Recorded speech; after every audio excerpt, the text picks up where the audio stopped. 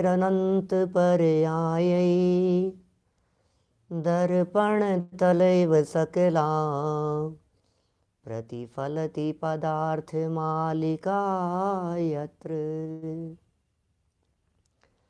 परमागमस्य बीजं निषेध जात्यन्ध सिंधुर्विधानम सकल नय विलसितानां विरोध मथनं नमाम्यनेकान्तम् विरोध मथनं नमाम्यनेकान्तम्।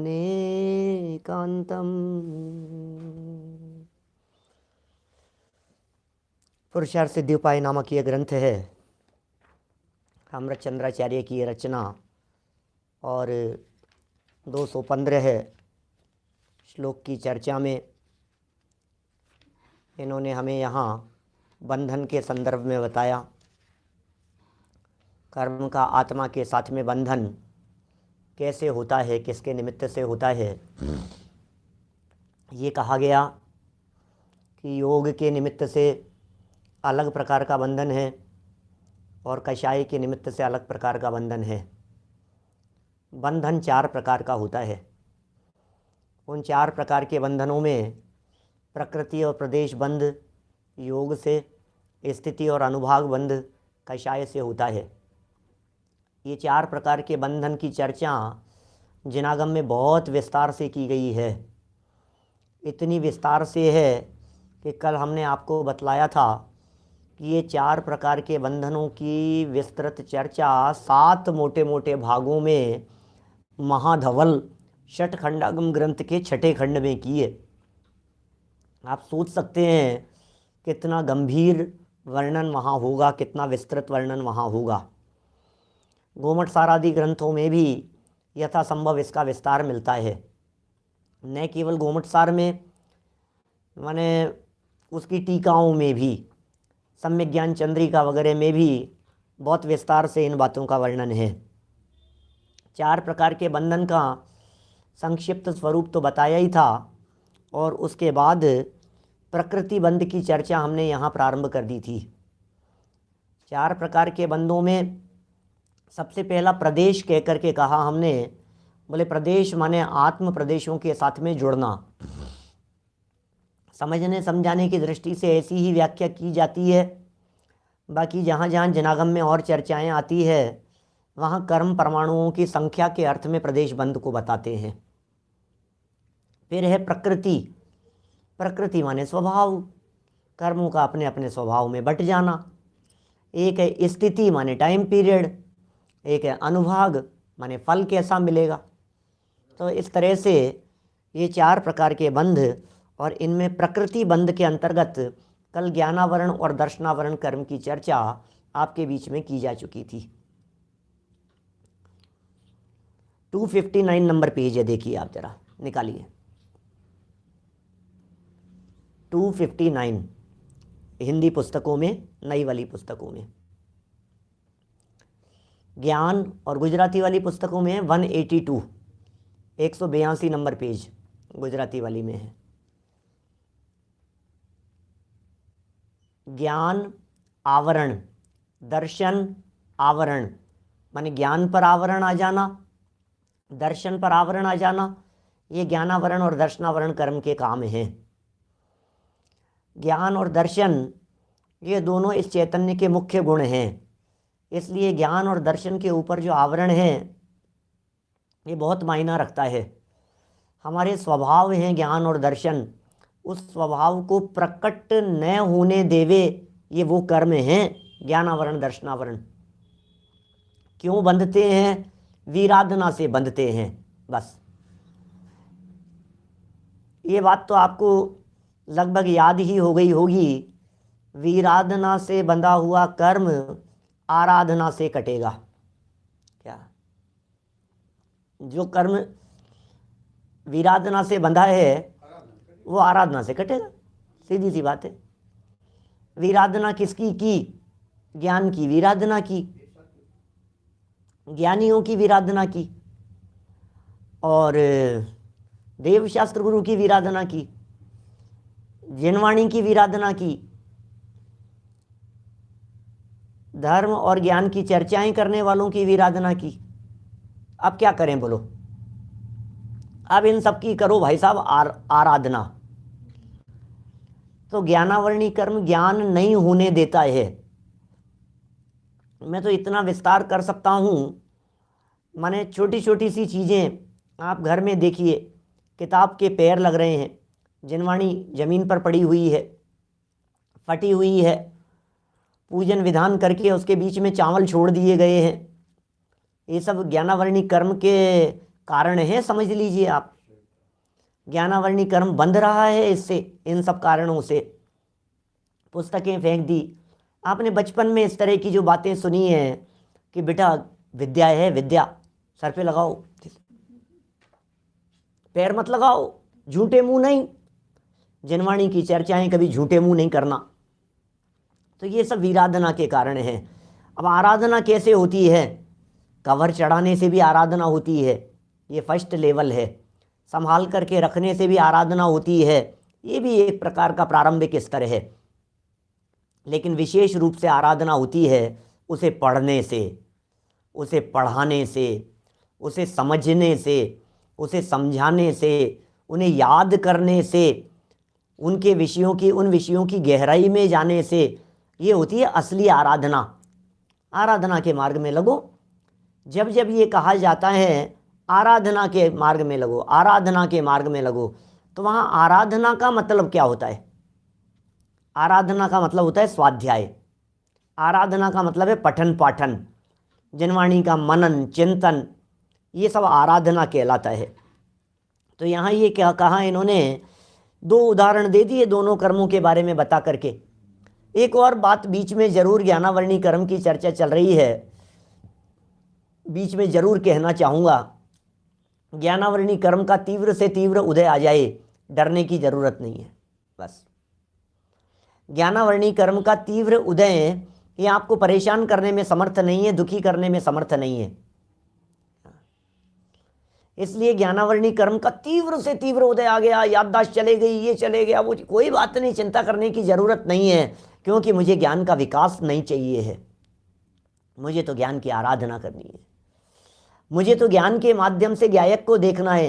अरे दुनिया के पदार्थ दिखें चाहे नहीं दिखें, इतना ज्ञान तो सदा काल रहेगा आपका इस मनुष्य जीवन में कि आप अपने आत्मा को देख सको। बोलो, इतना ज्ञान तो सदा काल रहेगा। अब इससे ज्यादा का करना क्या है, ये बता दो मुझे। नहीं साहब, ज्ञान थोड़ा सा हो तो कंप्यूटर जानने लग जाएं, ज्ञान थोड़ा सा हो तो इनको जानने, वो थोड़ा सा पता लग जाए अपने को। क्या करोगे आप कचरा इकट्ठा करके? इसलिए ज्ञानावरणी कर्म मेरा कुछ बिगाड़ने में समर्थ नहीं है। ये ज्ञानावरणी कर्म नया कर्म बांधने में भी समर्थ नहीं होता, दर्शनावरणी भी नहीं होता। ठीक है, कोई बात नहीं, मैं तो मनुष्य पर्याय की बात कर रहा हूं। इतना क्षयोपशम तो चाहिए ज्ञानावरण दर्शनावरण आदि का, जिनके माध्यम से तत्व विचार करने की शक्ति हो। क्या ठीक है ना? तत्व विचार करने की शक्ति हो, इतना तो चाहिए। और इतना तो सदा काल रहेगा। आपको कितना भी कम याद होता हो, 80 साल के बाबूजी कहते हैं हमें तो याद नहीं होता। 70, 75, 80 साल के लोग ये कहते हैं इस उम्र में याद नहीं होता। पर नहीं, बस याद नहीं होता, बता अपने को याद नहीं होता, अपने को याद नहीं होता। गजब हो गई। याद नहीं होता तो तुम टेंशन क्यों ले रहे हो? नहीं होता तो मत होने दो, उससे अपने को क्या फर्क पड़ रहा है? याद नहीं होने से मुझे क्या फर्क पड़ता है? मुझे तो अपने गायक को याद करना है, मुझे तो अपने चैतन्य तत्व को याद करना है। वो यदि याद है तो काम हो गया, बाकी याद करने से कुछ फर्क नहीं पड़ता है। देखिए आप, तो 2 के बाद में अब तीसरे कर्म की तरफ बढ़ते हैं अपन। यहां वेदनी कर्म का स्वभाव शहद लपेटी तलवार के समान। पिछले 2 कर्मों के उदाहरण भी याद होने चाहिए। ज्ञानावरणी कर्म के लिए उदाहरण दिया पर्दे के समान, और दर्शनावरणी कर्म के लिए द्वारपाल के समान। दरबान शब्द दिया है यहाँ, द्वारपाल कहें दरबान कहें, एक अर्थवाची जैसे शब्द हैं। तो दर्शनावरणी कर्म द्वारपाल जैसा है। ज्ञानावरण हो गया, दर्शनावरण हो गया। और वेदनीय कर्म, वेदनीय नाम से ही सारी बातें समझ में आती चली जाती हैं। वेदनीय जैसे ज्ञान आवरणी, ज्ञान पर आवरण, दर्शन आवरणीय, दर्शन पे आवरण, ऐसे ही वेदनीय फीलिंग्स। आपका अनुभव कैसा है, आप कैसा फील कर रहे हैं, अच्छा फील कर रहे हैं कि खराब महसूस कर रहे हैं। अनुकूल वेदन में जो निमित्त बने और प्रतिकूल वेदन में जो निमित्त बने उसका नाम है वेदनीय नाम का कर्म। शरीर की उष्णता, शरीर की गर्मी, बुखार, तकलीफ, शरीर को निमित्त अन्य बाहरी साधन, कपड़े वगैरह और बाहरी साधन, घर बार महल मकान आदि, ये सब वेदनीय कर्म के उदय का कार्य है। भाई साहब, ये कर्म हमें निश्चिंत कर रहे हैं, ये कर्म हमें टेंशन फ्री कर रहे हैं। इन कर्मों को देखने से हमारी टेंशन उतरती है। हमें जो घर की चिंता है, हमें जो परिवार की चिंता है, हमें जो गाड़ी बिल्डिंग की चिंता है, सुनो भाई, तुम्हें चिंता करने की ज़रूरत नहीं है, क्योंकि ये पूरा का पूरा डिपार्टमेंट वेदनीय कर्म ने संभाल रखा है। एक बात समझ लीजिए भाई साहब, ज्ञानचंद जी बाबूजी साहब, एक बहुत मार्मिक बात कहता हूं। जो जिम्मेदारी आपके बच्चे संभालने लग गए, अब आप उस टेंशन से फ्री हो गए ना। बोलो, अब कोई टेंशन ही नहीं है, अपने को क्या काम यार, बच्चे संभालते हैं यार, अपने अब अपने अपना काम नहीं है कुछ भी, आप फ्री हो गए ना। इसका मतलब ये बिल्कुल 100% प्रूवन बात है कि जिस जिम्मेदारी को कोई दूसरा व्यक्ति संभालने लग जाता है, हम उस जिम्मेदारी से फ्री हो जाते हैं। माने उधर से हमारा ध्यान हट जाता है, उपयोग हट जाता है। ये जनवाणी कह रही है, ये कर्म कह रहे हैं, पैसे की सारी व्यवस्था मैंने संभाल रखी है, ये वेदनीय कर्म कह रहा है। तुम पैसे की तरफ से टेंशन मत लो। बोलो, क्या होगा भाई साहब, क्या व्यवस्था होगी, बुढ़ापे में क्या होगा, बिजनेस चलेगा कि नहीं चलेगा, ये कमाएगा कि नहीं कमाएगा, कितना पैसा होगा, कितना खर्च हो जाएगा, कितना लग जाएगा, काहे का माथा पचा रखा है, समझ में नहीं आ रही ये बात है। किस बात की टेंशन ले रहे हो आप?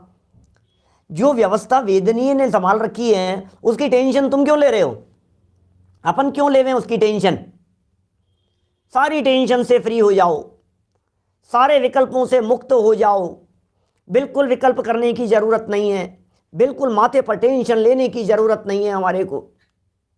आनंद का मार्ग है, आनंद बनाओ, निर्विकल्प हो जाओ, निर्भर हो जाओ, निर्भर होने का मार्ग। देखिए साहब क्या कह रहे हैं, वेदनीय कर्म कहता क्या है, सोचो जरा, कहता क्या है वेदनीय कर्म। इसका स्वभाव है शहद लपेटी तलवार के समान। जैसे तलवार चखने पर मीठी लगती है, तलवार चखने पर मीठी लगती है। शहद लिपटी हुई थी, तलवार थी, जीभ से डायरेक्ट चखने की कोशिश कर रहा है, परंतु जीभ को काट डालती है। ओहो, उदाहरण शहद का दिया है, पुराने जमाने का उदाहरण है। क्या कहेंगे। अब वो शहद लिपटी हुई थी, किसी व्यक्ति ने तलवार के ऊपर लपटी थी, तो उसने अपनी जीभ से उसे खाने का प्रयत्न किया, जीभ से उसे खाने की कोशिश की। मीठा लगा, मीठा लगा, और चाट रहा है, और तो चाटते चाटते उस तलवार से जीभ कट जाएगी। तो बोले सुनो, ये जब तक मिठास का वेदन हो रहा था तब तक साता था, और जैसे ही मिठास से तकलीफ की वेदना शुरू हो गई वैसे ही असाता हो गया। साता कब असाता में बदल जाए कुछ भरोसा नहीं है, कुछ ठिकाना नहीं है भाई साहब। ये कर्म का फेर है। अनुकूल चलती चलती जिंदगी एकदम प्रतिकूल हो जाती है। सारा वातावरण बहुत अच्छा अच्छा दिखाई दे रहा था, अब अचानक प्रतिकूल हो जाता है, माहौल बदल जाता है। जहाँ सुबह आनंद का वातावरण दिखाई दे रहा था वहाँ प्रतिकूल वातावरण हो जाता है। बोलो, जहाँ सब कुछ अच्छा अच्छा दिखाई दे रहा था वहाँ मातम छा जाता है। ये कैसे बदल गया? ये समय किस प्रकार से बदल, एकदम खुशी का माहौल चारों तरफ, अरे वाह वाह वाह वाह वाह वाह, बहुत मजा आ रहा है, बहुत मजा, अरे बहुत अच्छा लग रहा है, बहुत अच्छा। क्या हो रहा है भाई साहब? दिन बदलते देर नहीं लगती है, समय नहीं लगता, समय बदल जाने में देर नहीं लगती है। इसलिए ये वेदनीय कर्म, इसके मूल में दो भेद हैं, एक का नाम है साता, एक का नाम है असाता। ये साता और असाता नाम के कर्म जस्ट लाइक दरवाजे, दोनों एक साथ नहीं, एक आगे और एक पीछे, जस्ट लाइक दो पाँव, हमारे एक पैर आगे और एक पैर पीछे, आगे और पीछे, ये ऐसे ही चलते हैं, ऐसे ही चलते हैं। दोनों साथ में होंगे तो आप चल नहीं पाएंगे, एक जगह स्थिर हो जाएंगे। और ज़िंदगी यदि चलती जा रही है तो कभी पुण्य आगे चल रहा है, कभी पाप आगे चल रहा है, कभी पाप तो कभी पुण्य, ऐसा ही चलता रहता है। इसी प्रकार का स्वरूप है। ठीक है, ये तो बड़ा खतरनाक श्लोक है, छंद है, ऐसा समझिए आप। काहू घर पुत्र जायो, काहू के वियोग आयो। बड़ी अभी सुनाऊंगा तो काफ़ी समय उसमें निकल जाएगा, लेकिन है बड़ा वो विचारणीय, चिंतनीय। क्योंकि अभी तो जयपुर में झटके लगे हैं, अभी कल की बात है, शायद आज की कल की बात है ना, कुछ ऐसे भूकंप के झटके लगे इधर उधर, सब जगह, कई जगह आ रहे हैं, कुछ भी हो जाता है और अचानक ही स्थिति बदल जाती है, एक समय में जिंदगी बदल जाती है। तो वेदनीय कर्म ये कह रहे हैं कि भैया ये जितनी भी व्यवस्थाएं हैं, ये सारी की सारी व्यवस्थाएं ये कैसी हैं? तलवार चखने पर मीठी लगती हैं, जीभ काट डालती हैं।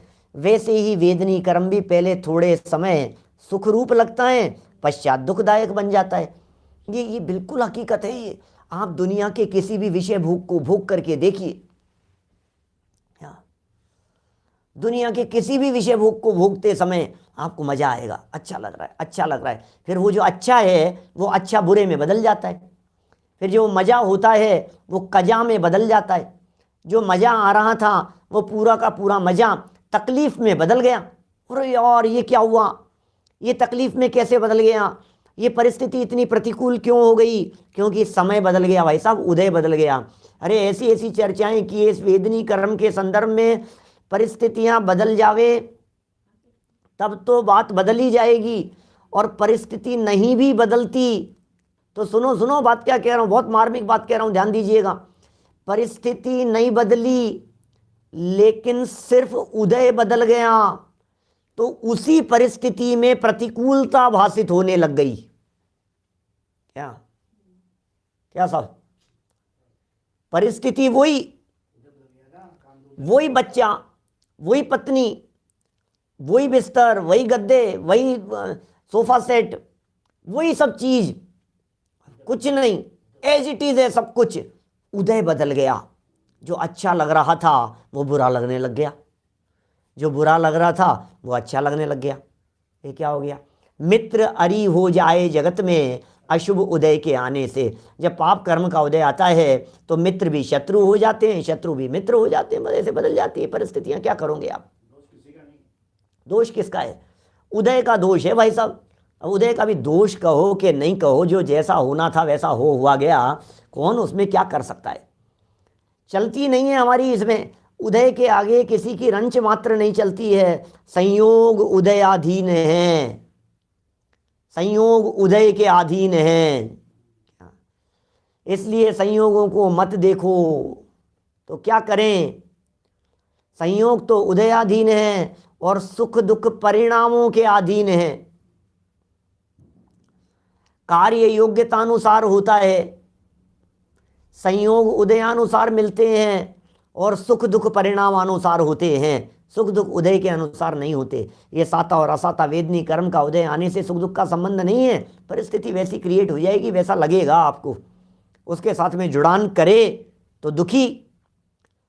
ये देखो, ये कह रहे हैं पश्चात दुखदायक बन जाता है, इसका मतलब वेदनीय कर्म दुखी नहीं करता। भाई साहब टोडरमल जी साहब ने बहुत बारीकी से इन विवेचनों को लिखा है। वे कहते हैं 8 कर्मों की चर्चा करते हुए कि बोले ज्ञानावर्णी था ना, इससे दुखी नहीं था, साथ में मोहनीय है, इससे दुख है। दर्शनावर्णी था, इससे दुख नहीं था, साथ में मोहनीय है। वेदनीय कर्म से सुख दुख का संबंध नहीं है, साथ में मोहनीय है। दुख का असली कारण तो मोह है, पदार्थ सुख दुख का कारण नहीं होता। चलिए आगे बढ़ते हैं अपन। एक और नया कर्म, इस कर्म का नाम है मोहनीय नाम का कर्म। वेदनीय तो भगवान के भी है, अरहंत भगवान के भी वेदनीय कर्म तो है। दुखी कितने हैं कि नहीं है, मोह नहीं है। मोह दुख का घर है, असली है ये मोह जो तकलीफ देने में कारण बनता है। इस कर्म की तरफ बढ़ते हैं। अरे बहुत खतरनाक है भाई साहब, खतरनाक तो है, लेकिन तब तक ही खतरनाक है जब तक मैंने अपने स्वरूप को नहीं जाना। ये तब तक ही खतरनाक है जब तक मैंने अपनी शक्ति को नहीं पहचाना। क्या सुख दुख की परिस्थितियां बनेगी, रहे अचल जिमी सदा अटल। आलोक जी भाई साहब बोलो, जैसे अचल हैं अटल हैं, बने रहो आप, दृढ़ रहो, कोई बात नहीं। आने दे भैया उदय, आने दे, क्या बिगाड़ेगा, जल्दी बता मुझे क्या बिगाड़ेगा। कि नहीं शरीर के टुकड़े टुकड़े कर दूंगा। अरे तू मेरा क्या बिगाड़ेगा ये बता। हाथ काट दूंगा कि नहीं, हाथ तो काट देगा, मेरा क्या काटेगा ये तो बता।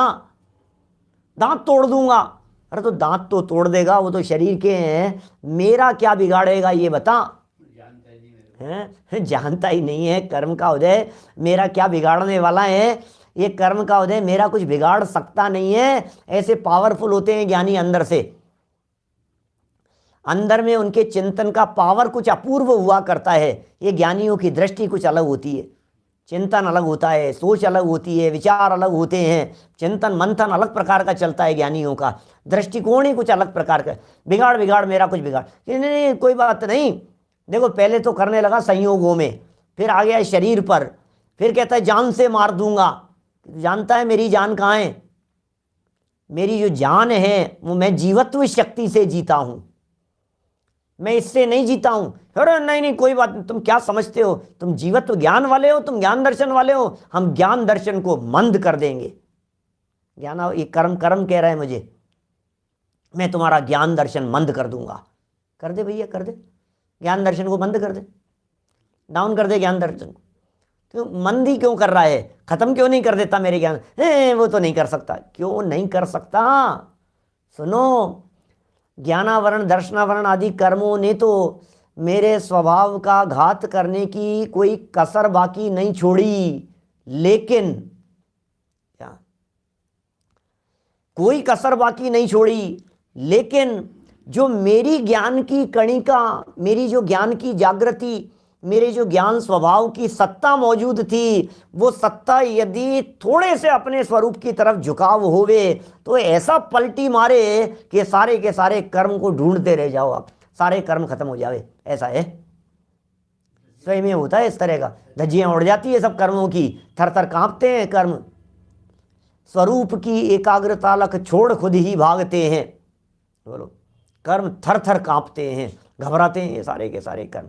मारने में समर्थ नहीं है मुझे, घात करने में समर्थ नहीं है, मेरा कुछ बिगाड़ने में समर्थ नहीं है कर्म। कर्म तब तक ही हावी होते हुए दिखाई देते हैं। सुनो भैया, जीव यदि सोया है तो कर्म हावी होता हुआ दिखाई दे रहा है, जीव यदि जागृत हो जाएगा तो कर्म कुछ बिगाड़ने में समर्थ नहीं हो पाएगा। सात तो कुछ है ही नहीं, एक आठवें की बात कर रहे हैं, मोहनीय। तीसरे नंबर पर, चौथे नंबर पर चर्चा की है यहां मोहनीय। 8 कर्मों में से मोहनीय प्रमुख है। क्या देखिए क्या कह रहे हैं, मोहनीय कर्म का स्वभाव मदिरा जैसा है। क्या क्या करें साहब, कैसा है? मोहनीय, मोहनीय, मोहनीय, सम्मोहन जैसा दिखाई देता है, मोहनीय, आकर्षित करने जैसा दिखाई देता है, मोहनीय, अटकाने वाला दिखाई देता। अटक गया भैया, कहाँ अटक गए? मोह से अटक गया। सबसे बड़ा अटकाने वाला कौन है दुनिया में? मोह ही तो है अटकाने वाला। ये कह रहे हैं मोहनीय कर्म का स्वभाव मदिरा जैसा है। ओहो, क्या काम करती है मदिरा। जैसे मदिरा पीने से मनुष्य असावधान हो जाता है, होश नहीं रहता भाई साहब, होश नहीं रहता है। मदिरा पीने से असावधान हो जाता है, अर्थात मनुष्यता का भान नहीं रहता। ओहो, मोह की नींद में पड़ा है, मोह की गहल सो अजान यही सुरापान, शराबी की तरह है। कुछ सुधि बुद्धि नाही रही है, मिथ्या मति छाए गई है। क्या? कुछ सुधि बुद्धि नाही रही है, मिथ्या मति छाए गई है। किससे? होश नहीं है मैं कौन हूँ, विचार नहीं है मेरा क्या स्वरूप है, गलत फहमी में जी रहा है भैया, गलत फहमी में जी रहा है। मैं कौन हूँ, आया कहाँ से और मेरा रूप क्या। नशे में शराबी व्यक्ति को जैसे पता नहीं होता है। उदाहरण दिया सर्वार्थ सिद्धि में, टोडरमल जी ने उसको कॉपी करके लिखा मोक्ष मार्ग प्रकाशक में। तत्वार्थ सूत्र मूल ग्रंथ है, पहला अध्याय और 32 नंबर का सूत्र है।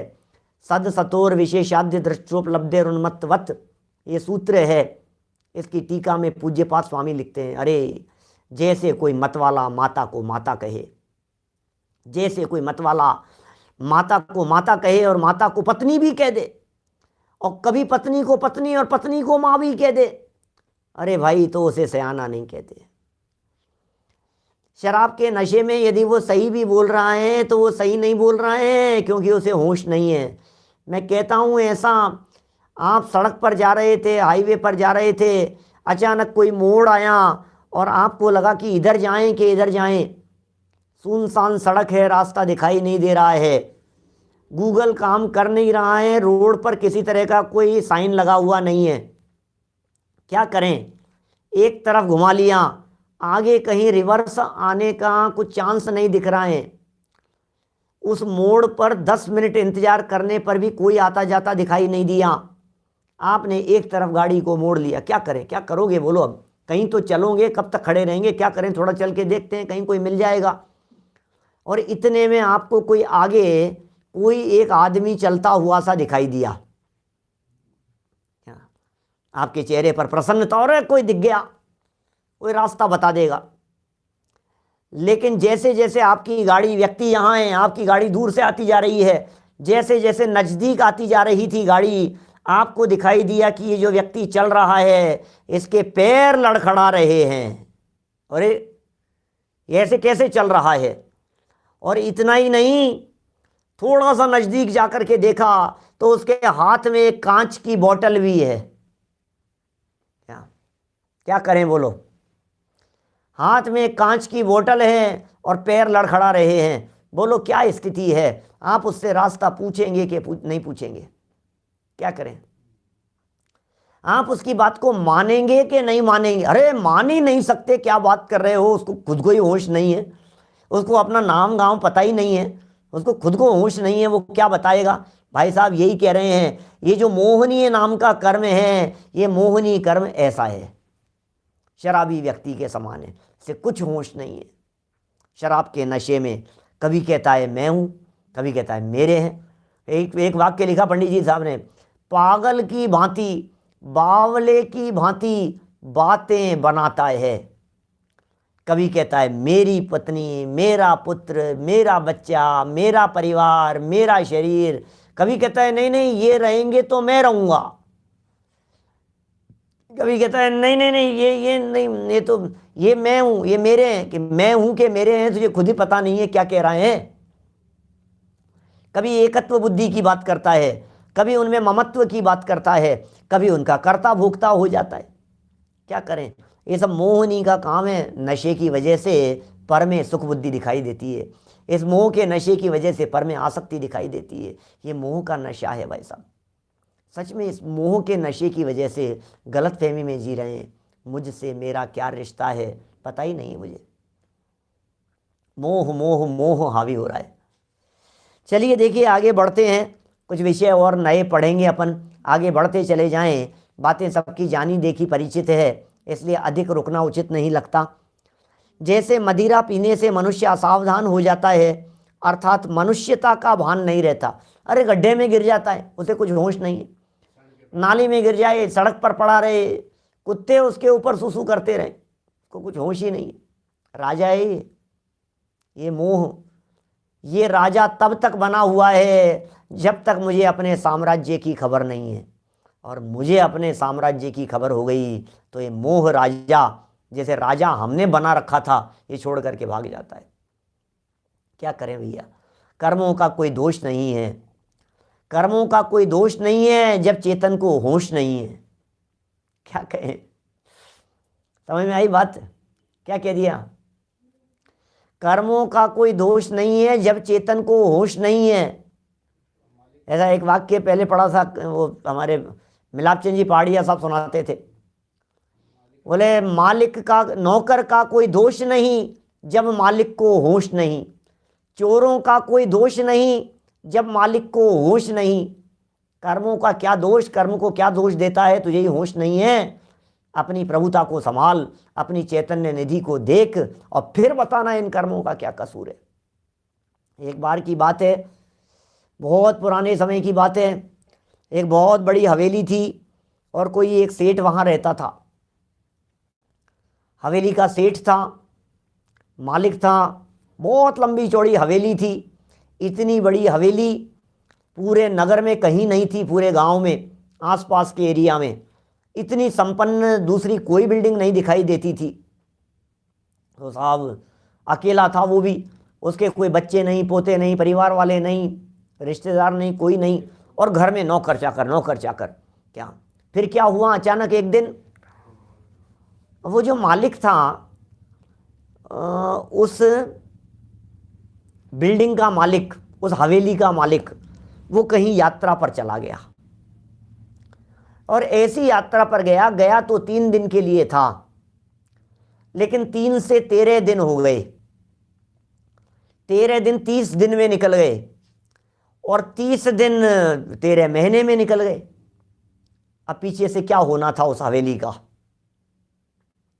नौकर चाकर जो थे वे नौकर चाकर ही अपने आप को उस हवेली का मालिक समझने लग गए। क्या समझेंगे, हम ही मालिक हैं, हम ही तो हैं सब यहाँ, और है कौन वो? तो अब साल भर निकल गया, 2 साल निकल गए। जब वे निकलते थे कोई पूछता था इस हवेली का मालिक, अरे मैं हूं इस हवेली का मालिक। कभी कोई दूसरा व्यक्ति निकला, बोले मैं हूं इसका मालिक। अब बोलो आप, अब क्या करें? इसी तरह से ये जो चैतन्य आत्म तत्व है, ये चेतन आत्मा लंबी यात्रा पर निकल गया, और जब ये किसी लंबी यात्रा पर निकल गया, अपने घर में नहीं है, तो कभी तो राग हावी हो जाता है, कभी मोह हावी हो जाता है, कभी स्पर्शन इंद्रिय हावी हो जाती है, कभी घ्राण चक्षु कर्णेंद्रियां हावी हो जाती है, कभी मन कहता है कि मैं इसका मालिक हूँ, कभी चक्षु कहती है कि मैं इसका मालिक हूँ, कभी क्रोध कहता है कि मैं ही मालिक हूँ इसका, मान कहता है कि नहीं मैं हूँ। बड़ा चक्कर है भाई साहब, क्या करें? सुनो, वो जो हवेली का मालिक था 2 साल बाद में लौट करके आ गया अपने घर में। अब क्या होगा बताइए? हैं? जब वो लौट करके वापस आ गया तो फिर क्या होगा? बोले जितने नौकर चाकर थे ना, जो अभी अपने आप को मालिक कह रहे थे, वो वापस उसके कंट्रोल में आ गए। इसी तरह से ये चैतन्य जब अपने उपयोग के द्वारा बाहर में घूमता है तो ये इंद्रियां, मन, कषाएं, विकार ये अनेक बार हावी हो जाते हैं, और जब ये सबसे दृष्टि हटाकर अपने अंदर स्वभाव में वापस प्रवेश करता है, निज घर में वापस आ जाता है, तो फिर इंद्रियों का गुलाम नहीं होता, इंद्रियां इसके कंट्रोल में आ जाती है। कौन है भाई साहब? चक्षु इंद्रिय आपके कंट्रोल में है कि आप चक्षु इंद्रिय के कंट्रोल में हो? अभी तो हालत क्या हो रही है हमारी, चक्षु इंद्रिय ने डिमांड की ये देखना है, और तुरंत हमारा जो आत्मा था, वो सब अंदर का जो वैभव था, सब उसके अधीन होने। देखो देखो देखो देखो, खाने का मन हुआ, ये खाना है, नहीं नहीं ये तो खाएंगे, ये तो खाएंगे। भैया सुनो, तुम इंद्रियों के गुलाम हो रहे हो, तुम मालिक हो, तुम पहचानो अपने आप को। हम इंद्रियों के दास हो रहे हैं, हम इंद्रियों के गुलाम हो रहे हैं, हम इंद्रियों की नौकरी कर रहे हैं। भैया इंद्रियों की नौकरी मुझे नहीं करनी है, मैं इंद्रियों का नौकर नहीं हूँ, ये इंद्रियां मेरी गुलाम है। होना तो ऐसा चाहिए, ये इंद्रियां अपनी गुलाम होनी चाहिए। गुलामी यहाँ सोचो एक बार, गंभीरता से जो बात कह रहे हैं, ये मोहनीय कर्म गुलाम बना करके छोड़ देता है, ये मोहनीय कर्म पराधीन बना देता है, ये मोहनीय कर्म परतंत्र बना देता है। ये मोहनीय कर्म का उदय आता है तो भूल जाता है, भूल कर अपना घर जाने कितनों के घर तुझको जाना पड़ा। भूल कर अपना घर जाने कितनों के घर हमको जाना पड़ा। भूला हुआ है, भूला हुआ है, भूला है, भूल जाने के काबिल नहीं है, अपने स्वरूप को भूलने के काबिल नहीं है। लेकिन कहाँ भूला है, कहाँ भ्रम में है, नादान है, ना समझ है, खबर नहीं है इसे अपने आप की, इसलिए ऐसी हालत हो रही है। देखिए जरा, मनुष्यता का ही भान नहीं है, अपनी प्रभुता का ही भान नहीं है भैया। देखो तो सही एक बार, अपनी प्रभुता देख लो बाहर ना भरमाओ। क्या? अपनी प्रभुता देख लो बाहर ना भरमा। मुंह की ऐसी पर्दा पड़ जाता है ऊपर से, ऐसी भुरकी डाल दी जाती है। 25 नंबर पेज पे लिखा, मोहन धूल का उदाहरण दिया टोडरमल जी साहब ने। ऐसी धूल पड़ गई है, होश ही नहीं है, वो सब कुछ अपने बेबी चेन खोल करके दे देता है, अंगूठियाँ निकाल करके दे देता है, मोबाइल निकाल करके दे देता है, पैसे वॉलेट निकाल, क्या करूं, उसने मांगा और मैंने दे दिया। क्या हो गया? जैसे वो मोहन धूल पड़ी है माथे पर, बेचैत हो गया था, उसी तरह से, उसी तरह से। देखिए क्या कह रहे हैं, मनुष्यता का भान नहीं रहता। वैसे ही मोहनी कर्म में जुड़ने से आत्मा अपने स्वरूप को भूलकर पर पदार्थों में, ओहो, अपने स्वरूप को तो भूल गया और पर पदार्थों में अपनत्व करता है, पर पदार्थों में स्वामित्व करता है तथा कर्ता भोक्तापन मानता है। क्या? पर पदार्थों में अपनापन करके, कर्तापन मान के, भोक्तापन मान के, एकत्व ममत्व बुद्धि करके ये मिथ्या अहंकार करता रहता है। ये भूल में है भैया, ये मोहनीय राजा है। इस मोहनीय में भी एक फर्स्ट पार्ट है इसका, जिसे दर्शन मोहनी कहते हैं। 2 दिन पहले की थी ना चर्चा, दर्शन मोहनी, मोहनी का एक पार्ट है। ये थोड़ा सा हमें ऐसे लगता है ये दर्शन मोह, दर्शन मोह, वो खतरनाक है, खतरनाक है। पता है मैं उल्टा कहता हूँ कभी, ध्यान दीजिएगा, मैं कहता हूँ ये दर्शन मोह खतरनाक नहीं है।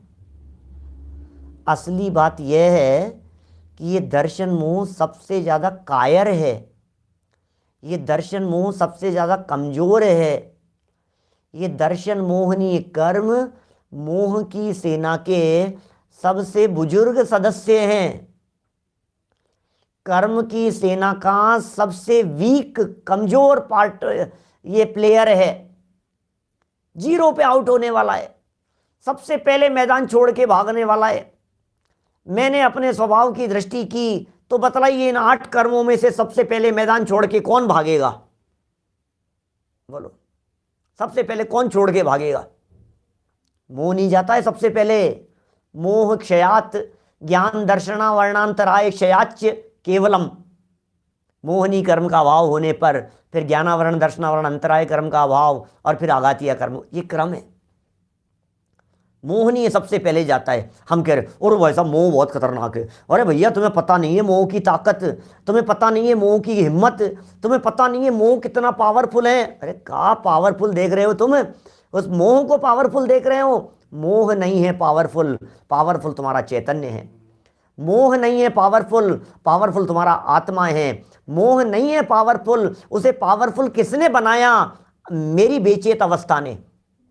मैं बेचैत हूं, मैं सो रहा हूं, मैं नशे में हूं, मैं नादान बेहोश पड़ा हुआ हूं, इसलिए वो मोह राजा बना हुआ है। भाई साहब जागृत हो जाए व्यक्ति, स्वामी जागृत हो जाए, इस मोह की क्या ताकत है जो कुछ करने में समर्थ हो सके। तो इस तरह से अपने स्वरूप को भूलकर पर पदार्थों में अपनत्व करता है, स्वामित्व करता है, कर्ता हो जाता है, भोक्ता हो जाता है।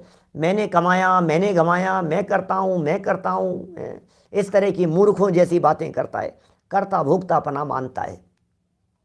आगे चलते हैं, एक और कर्म देख लीजिए, 4 लाइनें और पढ़ लेते हैं। आयु कर्म के संदर्भ में क्या लिख रहे हैं? आयु कर्म का स्वभाव बेड़ी सहित जेल समान है। लो, जेल जैसा है। सब कर्मों के उदाहरण याद करते जाइएगा। एक एक कर्म के संदर्भ में आचार्यों के उदाहरण है, गोमटसार में दिए गए उदाहरण हैं, बराबर सबको याद होने चाहिए। एक एक उदाहरण के माध्यम से क्या कह रहे हैं, बेड़ी के समान है। लो, काठ का यंत्र कहा है उसे। पुराने समय में जानवरों वगैरह को पकड़ने के लिए जंगल में कुछ लकड़ी का इस तरह का यंत्र होता था, पैर रखो और एकदम ऐसे बंद हो जाता था, ऐसा झटके से। पांव रखते ही फट बंद हो गया, अब वो निकल करके जा नहीं सकता। तो आयु कर्म के संदर्भ में ये ऐसी बेड़ी के समान कहा है, जेल के समान कहा है भैया। और हे भगवान बहुत दुखी हूँ यार, मर जाऊँ मैं तो, हे भगवान ऐसी ज़िंदगी जैसे तो मर जाना अच्छा है। तू कर ले कितनी भी कोशिश, मर नहीं पाएगा। बोलो क्या करें। पहाड़ से कूद गया नीचे, अब तो मर जाऊंगा। तू कूदने के लिए गया तो तुझे हाथ पकड़ करके रोक लिया, क्या करें। नहीं मैं तो कूद ही गया, तो मैं कूद गया तो ये कह रहे हैं तो भी मरेगा नहीं, आयु कर्म शेष होगा तो फिर भी बच जाएगा। बोलो क्या करें। जहर खा लिया, अब पकड़ करके मेरे को डॉक्टर के ले गए, निकलवा दिया सारा का सारा, वोमिटिंग करवा दी, सब निकल गया जहर। मैं क्या करूं। नस काट ली, इलाज करवा दिया उसका, सब कुछ हो गया, बच गया। अब क्या करें बोलो। आप सोचिए बातें क्या है। ये आयु कर्म है, ये जेल के समान है, निकलने नहीं देगा, ये छुटकारा नहीं मिल सकता है इस आयु कर्म से। जिस प्रकार कोई मनुष्य जब तक जेल में है क्या, तब तक वहां से निकलकर कहीं भी जा नहीं सकता। जब तक जेल में है तब तक निकल करके कहीं भी जा नहीं सकता। उसी प्रकार जीव ने जिस आयु कर्म का बंधन किया है, वह आयु जब तक पूर्ण न हो तब तक उसे उसी गति में रहना पड़ता है। जब तक आयु पूरी नहीं होगी आप उस गति से निकल नहीं सकते हो। वर्तमान में मनुष्य आयु कर्म का उदय चल रहा है तो मनुष्य जीवन है। किसी के तिर्यंच आयु कर्म का उदय होता है तो तिर्यंच में रहता है, नरक का हो तो नरक में रहे, कितना भी करे। क्या ये हीराज जी साहब बता रहे हैं कि सरिस्का में अभी भी शिकारी लोग इसके लिए इसको काम में लेते हैं, शिकार करने के लिए। ये जो यंत्र का एग्जाम्पल दिया है, ये इस तरह की चीज़ को काम में लेते हैं। कुछ भी नहीं, आपको कोई ऐसा पता नहीं लगेगा कि ये कुछ ऐसी कोई चीज़ है, कोई खतरनाक चीज़ है।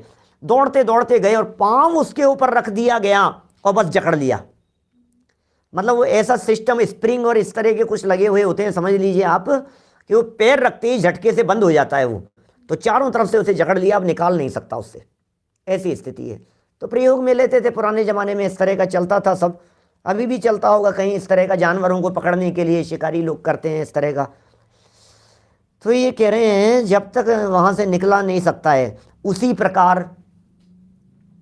प्रकार जीव ने जिस आयु कर्म का बंध किया है, वह आयु जब तक पूर्ण न हो तब तक उसे उसी गति में रहना पड़ता है। हे भगवान मैं मर जाऊं, हे भगवान मैं मरना नहीं चाहता।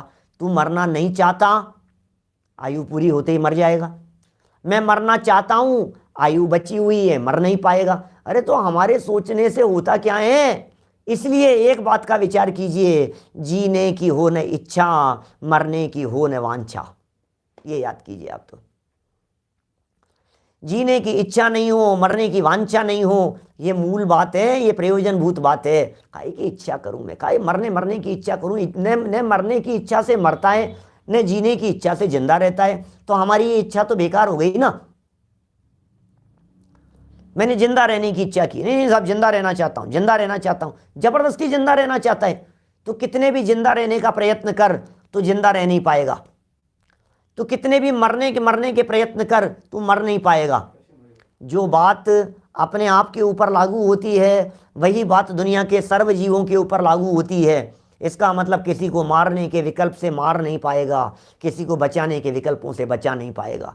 इसलिए मारने का विकल्प और बचाने का विकल्प, ये दोनों ही प्रकार के विकल्प नपुंसक हैं, पर में कुछ करने में समर्थ नहीं है। मारने के विकल्प से मार नहीं पाएगा, बचाने के विकल्पों से बचा नहीं पाएगा। क्या करें। नहीं मैं मार दूंगा, मैं बचा दूंगा। कहाँ मारेगा, कहाँ बचाएगा। न तेरी मारने में चलती है, न तेरी बचाने में चलती है। भाई साहब ये वस्तु स्वरूप है, ये समझा रहे हैं। ये कर्म सिद्धांत हमें निर्भर कर रहे हैं। डॉक्टरों के पास भागे जा रहा है, हाथ पकड़ लेता है डॉक्टर के, मरना नहीं चाहता, डॉक्टर साहब बचा लो मुझे, मरना नहीं चाहता मैं, बचा लो बचा लो, परिवार वालों को पकड़ लेता है। ये बता रहे हैं न तेरे मारने से मरेगा न तेरे बचाने से बचेगा।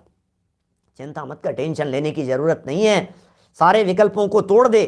सारी जिम्मेदारियां वेदनी ने संभाल रखी है, आयु ने संभाल रखी है, ज्ञान दर्शन कितना बढ़ेगा और कितना घटेगा इन कर्मों ने संभाल रखा है।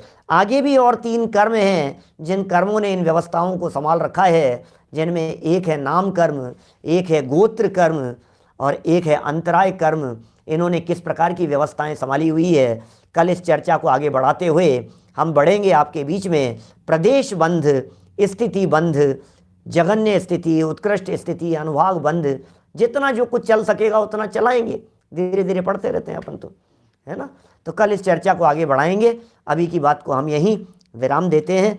जिनवाणी स्तुति और सूचना जैसी कि आप सभी लोगों के पास में है, ठीक अभी से 12 मिनट बाद, लगभग 10 से 12 मिनट बाद में आपको जूम और यूट्यूब दोनों ही स्थानों पर एक विशेष कार्यक्रम कुंद कुंदाचार्य का जन्म जयंती दिवस, जो कि परसों आने वाला है एक्चुअल में, लेकिन चूंकि आज संडे का दिन है इसलिए आज विशेष रूप से इस कार्यक्रम को रखा है।